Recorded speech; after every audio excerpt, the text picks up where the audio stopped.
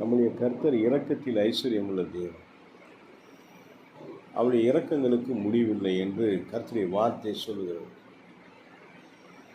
ஒருவரும் சேரக்கூடாத ஒளியிலே வாசம் பண்ணுகிற இந்த சர்வ வல்லமையுள்ள தேவனுடைய வல்லமையின் வலதுகரம் நம்மோடு கூடவே இருக்கிறது.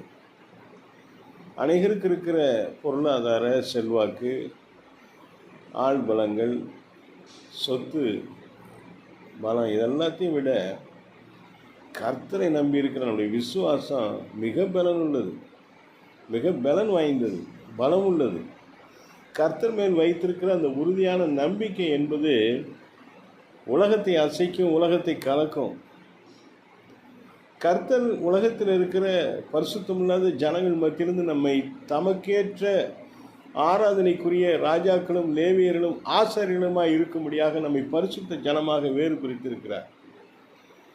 அவர் ஒருவரும் சேரக்கூடாத ஒளியிலே வாசம் பண்ணுகிறதைப் போலவே நாமும் பாவத்திலே, இருளிலே, அந்தகாரத்திலே சிக்கி தவிக்காதபடி என்றென்றைக்கு பரிசுத்த வாழ்க்கை வாழும்படியாக பிரகாசிக்கிற நட்சத்திரங்களாய் இருக்கும்படியாக கர்த்தர் நம்மை அழைத்திருக்கிறார்.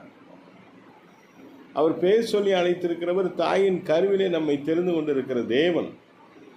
உன்னதங்களிலே வாசம் பண்ணுகிற கர்த்தர் நமக்காக எல்லாவற்றையும் செய்து முடிக்கிற தேவனாக இருக்கிறதுனாலே நீங்கள் விலையேற பெற்ற அவருடைய திரு ரத்தத்தினாலே கழுவி சுத்திகரிக்கப்பட்டு பரிசுத்த ஆவியானவருடைய அக்கினி அபிஷேகத்தில் நிரப்பப்பட்டிருக்கிறபடினாலே கர்த்தர் மேல் வைத்திருக்கிற உங்களுடைய நம்பிக்கையானது ஒரு நாளும் உங்களை துக்கத்துக்கு அல்லது கீழான ஒரு காரியத்துக்கு அனுமதிக்காது.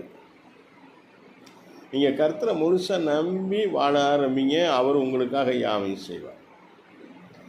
எல்லா விதமான நெருக்கடிகளையும் சத்துரு கொண்டு வரும்பொழுது அந்த நெருக்கடிகள்லாம் நிரந்தரமானது அல்ல, அவைகளை கர்த்தர் மாற்ற முடியும். அவர் காலங்களையும் சமயங்களையும் மாற்றுகிறவர்.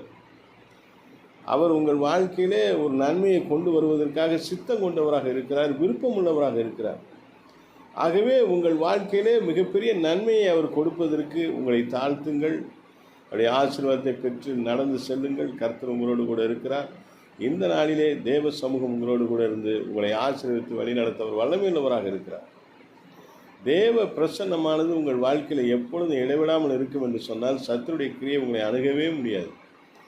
அவர் வாசல்களை திறந்து உங்களை ஆசீர்வதிப்பதற்கு சர்வ வல்லமையுள்ள தேவனாக இருக்கிறார். அவருடைய வல்லமையின் வலதுகரம் உங்களோடு கூட இருக்கிறது. ஜெயம் கொடுக்கிற தேவனுக்கு ஸ்தோத்திரம். உங்கள் வாழ்க்கையில் எல்லாவற்றையும் ஜெயமாய் அவர் மாற்ற வல்லமையுள்ளவராக இருக்கிறார். விசுவாசத்தோடு முன் செல்லுங்கள். கர்த்தர் உங்களோடு கூடவே இருக்கிறார். ஆமென். அல்லேலூயா.